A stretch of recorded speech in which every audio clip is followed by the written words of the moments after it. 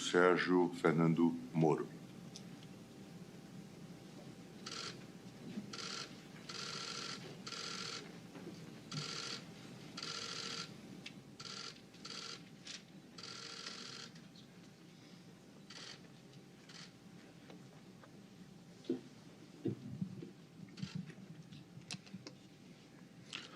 Excelentíssimo senhor ministro Gilmar Mendes, Supremo Tribunal Federal, a pessoa de quem toma a liberdade de cumprimentar todas as autoridades presentes, senhoras e senhores. Penso ser importante, de início, destacar que, nesse processo, discute-se, basicamente, a questão relativa à soberania e à jurisdição brasileira, a soberania e a jurisdição norte-americana e o suposto descumprimento do Tratado de Cooperação Mútua entre Brasil e Estados Unidos. Não estão em questões aqui, senhor ministro, pontos relativos à privacidade, pois tanto a legislação brasileira como a legislação norte-americana protegem a privacidade, os dados e as comunicações dos usuários dos serviços de internet, de comunicação ou de outra natureza. Então, a questão aqui é alusiva unicamente à soberania e jurisdição e o suposto descumprimento do tratado. Não se pode, inclusive, falar que a lei americana é mais protetora da privacidade do que a lei brasileira, ou vice-versa. São tradições jurídicas diferentes, mas ambas contêm proteções significativas à privacidade. Ilustrativamente, a legislação brasileira só admite essa quebra diante de causa provável, causa fundada dessas comunicações. Dito isso, cabe aqui destacar que muito oportuna essa audiência pública para discutir essas questões, existem questões técnicas envolvidas, e se observa que tanto o governo, como os litigantes, como as empresas, como a sociedade civil, se encontram muito bem representadas. No entanto, senhor ministro, se percebe de antemão uma ausência significativa que ilustra muito bem o problema com a demanda trazida pelos litigantes. Não existe aqui qualquer representante do governo dos Estados Unidos. Isso em uma ação proposta pelos litigantes, na qual a questão de fundo diz respeito a um suposto descumprimento do Tratado de Cooperação Mútua entre Brasil e Estados Unidos. Um tratado que basicamente envolve a cooperação entre o Brasil e os Estados Unidos para a produção de provas e outras medidas em matéria criminal. Ora, diria eu, se houvesse, de fato, um descumprimento do EMILAT, do tratado, seria natural que houvesse uma reclamação da parte do Brasil, se o violador do tratado fosse os Estados Unidos, e da outra parte dos Estados Unidos, se o violador do tratado fosse o Brasil. No entanto, e aqui eu posso tratar da minha experiência pessoal como ministro da Justiça e de Segurança Pública, nesse um ano de exercício, me encontrei constantemente, Brasil e Estados Unidos são países amigos e têm interesses mútuos importantes, me encontrei frequentemente com representantes do governo dos Estados Unidos, seja o encarregado de negócios, o senhor William Popp, que faz, às vezes, do embaixador norte-americano, com adidos policiais, com autoridades das mais diversas. Estive também em visita aos Estados Unidos, oportunidade na qual tive encontros com o diretor do FBI, tive encontros com o Procurador-Geral dos Estados Unidos, o Attorney General, e eu posso testemunhar aqui que em nenhum momento, em um desses inúmeros encontros, ouvi qualquer reclamação dos Estados Unidos sobre um suposto descumprimento desse Tratado de Cooperação Mútua entre Brasil e Estados Unidos. Não existe, nos registros do Ministério da Justiça e Segurança Pública, nesse período em que estou aqui trabalhando, e não é do meu conhecimento, qualquer reclamação da parte dos Estados Unidos quanto a um suposto descumprimento do Tratado de Cooperação Mútua entre Brasil e Estados Unidos. O que me permite dizer, e com todo respeito aos litigantes, que não há descumprimento algum do contrato, que não há nenhuma disputa quanto à constitucionalidade do decreto que incorporou esse Tratado de Cooperação Mútua no ordenamento jurídico brasileiro. O que existe é uma demanda dos litigantes, através dos quais eles reclamam uma interpretação que diga que o tratado teria que ser utilizado para obter esse tipo de prova, obtenção de dados telemáticos ou de comunicações telemáticas, providenciado por servidores, provedores de serviços sediados nos Estados Unidos, que não é próprio, aqui tomando a liberdade de fazer um argumento jurídico, de uma ação declaratória de constitucionalidade. O que se quer é uma interpretação vinculante desse tratado e uma interpretação vinculante que não é reclamada sequer pela parte do tratado, os Estados Unidos. Se houvesse realmente um problema com a utilização, ou melhor, com a não utilização desses mecanismos de cooperação bilateral, do EMBILAT, ou do Tratado de Cooperação Bilateral, pelas autoridades norte-americanas para a obtenção dessa prova, seria natural que viesse da parte que entendesse que as previsões do tratado estariam sendo violadas, ou seja, dos Estados Unidos. Indo ao tratado, o decreto 3.810, toma a liberdade de chamar a atenção por alguns aspectos. Nas considerações iniciais, desejosos de facilitar a execução das tarefas das autoridades responsáveis pelo cumprimento da lei de ambos os países, na investigação, inquérito, ação penal e prevenção do crime, acordam o seguinte, e aí vem o tratado. Ou seja, o tratado foi feito para facilitação da obtenção da prova, da cooperação entre Brasil e Estados Unidos, e não aqui para que ele seja invocado como um instrumento de dificultador da produção dessa prova por uma das partes envolvidas.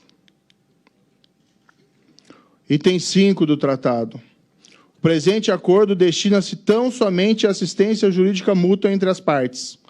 Seus dispositivos não darão direito a qualquer indivíduo de obter, suprimir ou excluir qualquer prova ou impedir que uma solicitação seja atendida. Deixando muito claro que o tratado visa estabelecer cooperação entre as partes e não outorgar direitos a terceiros que não são membros, não são partes desse tratado, para obter qualquer supressão de prova ou dificultar a obtenção de qualquer espécie de cooperação ou de prova. Por fim, e isso é interessante nos tratados modelo que são feitos pelos Estados Unidos não só com o Brasil, mas no mundo inteiro, os Estados Unidos normalmente têm uma compreensão de que esses tratados não exaurem todas as formas de cooperação possíveis entre os países partes. Então, não raramente se assistem, especialmente, isso não é tão comum no Brasil, mas no resto do mundo, mas se assistem cooperações entre os Estados Unidos, autoridades dos Estados Unidos e autoridades de outros países, em uma forma não prevista no tratado. E a compreensão que eles têm do tratado é muito clara, de que ele não é para ser um meio impeditivo dessas cooperações fora do tratado. Apenas um instrumento útil para essa cooperação, para quando ela for necessária. e o artigo 17 do tratado deixa isso muito claro. Os termos de assistência e demais procedimentos contidos nesse acordo não constituirão impedimento a que uma parte preste assistência a outra com base em dispositivos de outros acordos internacionais aplicáveis ou de conformidade com as suas leis nacionais. Ou de conformidade com suas leis nacionais. As partes podem também prestar essa assistência nos termos de qualquer acordo, ajuste ou outra prática bilateral cabível.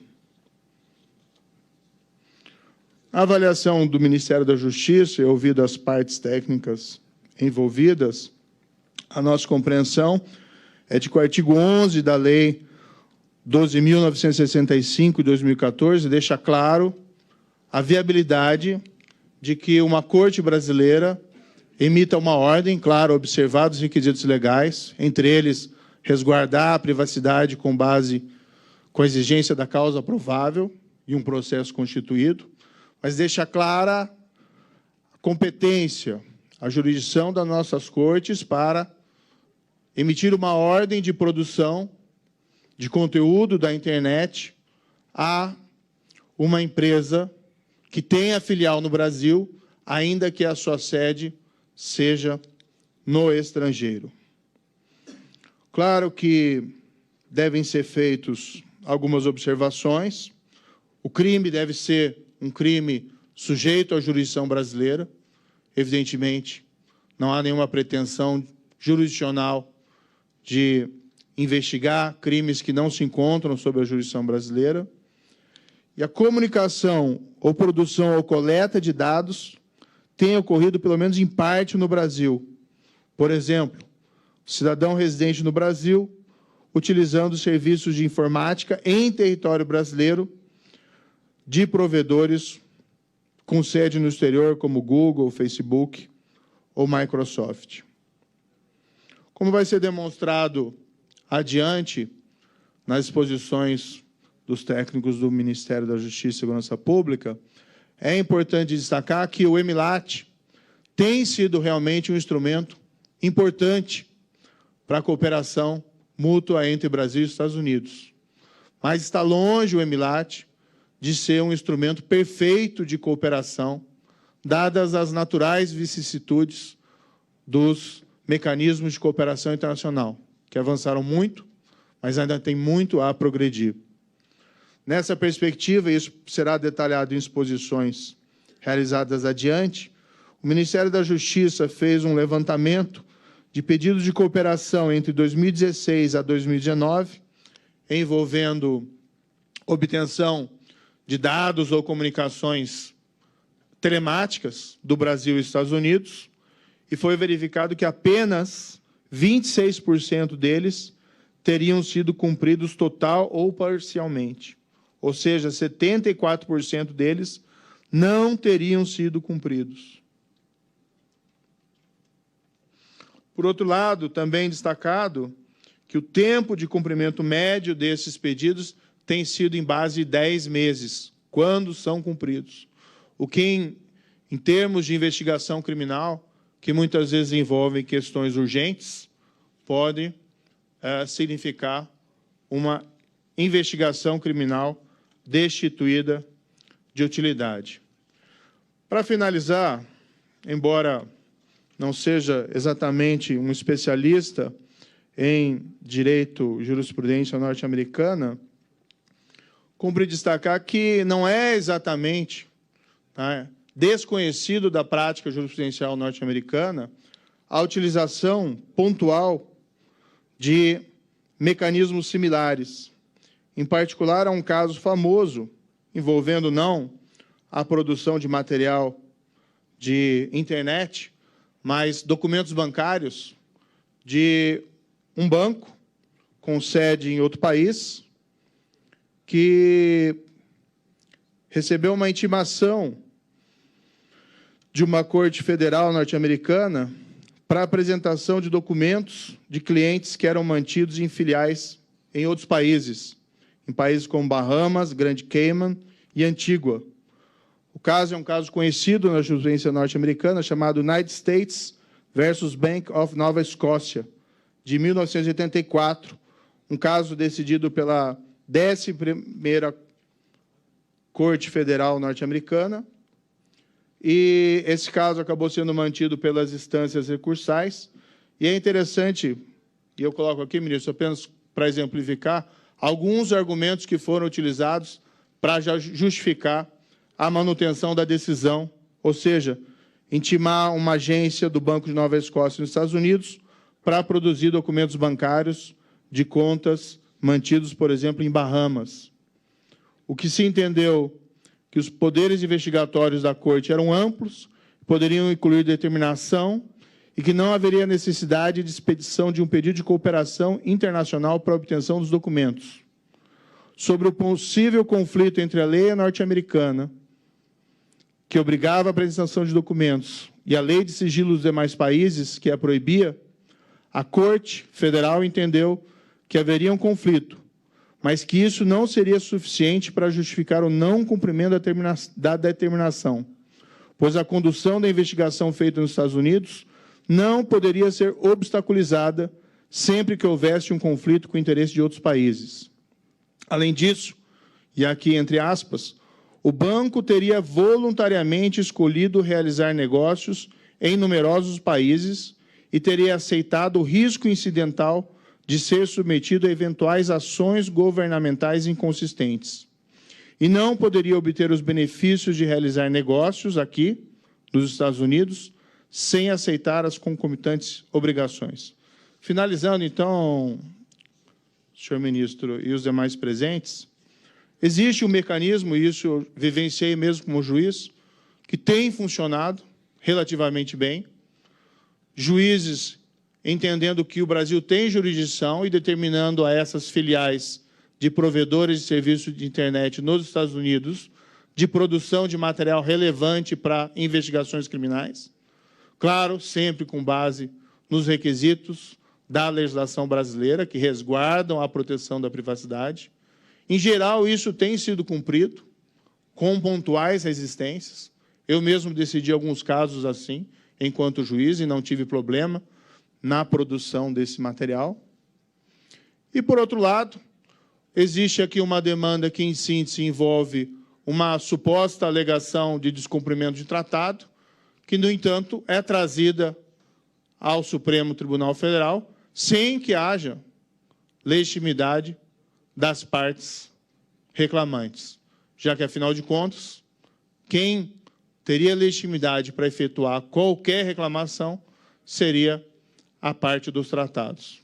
O instrumento tem funcionado e, com todo respeito, não vejo nenhuma razão para que as cortes brasileiras abdiquem de sua soberania, de sua jurisdição sobre crimes praticados no Brasil e em um instrumento que tem funcionado relativamente bem. Seria, no fundo, uma decisão assim tomada, e aqui coloco apenas como hipótese, seria uma diminuição da jurisdição e soberania brasileira em favor de outra jurisdição e de outra soberania que sequer são reclamantes nesse processo. Muito obrigado.